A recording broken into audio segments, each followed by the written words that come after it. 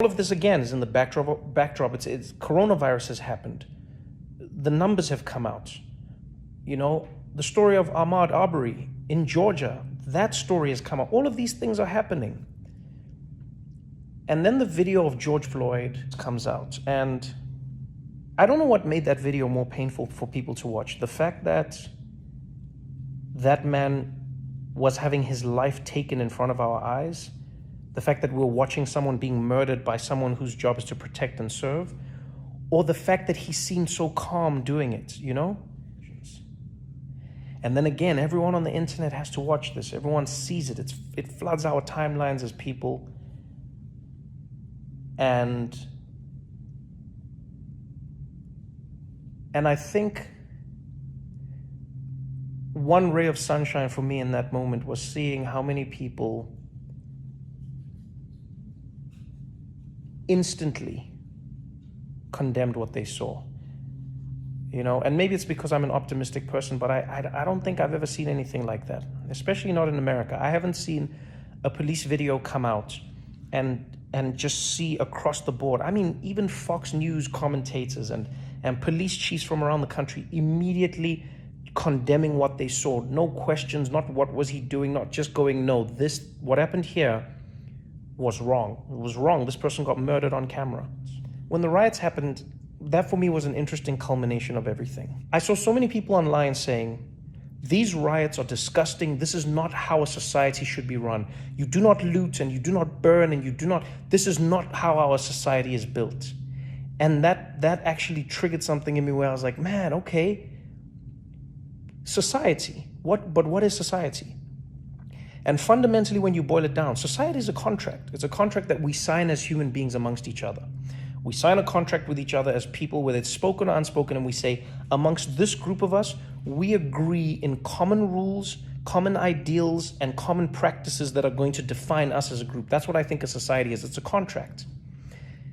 And as with most contracts, the contract is only as strong as the people who are abiding by it. But if you think of being a black person in America who is living in Minneapolis or Minnesota or any place where you're not having a good time, ask yourself this question when you watch those people. What vested interest do they have in maintaining the contract? Why don't we all loot? Why doesn't everybody take?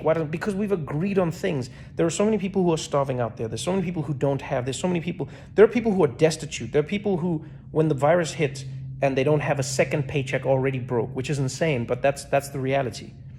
But still, think about how many people who don't have, the have-nots, say, you know what, I'm still going to play by the rules even though I have nothing, because I still wish for this society to work and exist. And then some members of that society, namely Black American people, watch time and time again how the contract that they have signed with society is not being honored by the society that has forced them to sign it with them. When you watch Ahmaud Arbery being shot and you hear that those men have been released, and were it not for the video and the outrage, those people would be living their lives, what part of the contract is that in society? When you see George Floyd on the ground and you see a man losing his life in a way that no person should ever have to lose their life, at the hands of someone who's supposed to enforce the law, what part of the contract is that? And a lot of people say, well, what good does this do? Yeah, but what good doesn't it do? That's the question people don't ask the other way around. What good does it do to loot Target? How does it help you to loot Target? Yeah, but how does it help you to not loot Target? Answer that question.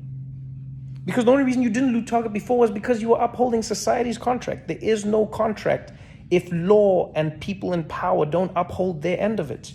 And that's the thing. In Birmingham, Alabama, people said having children as your protest is not the right way to do things. When he marched in Selma, people said this is not the right way to do things.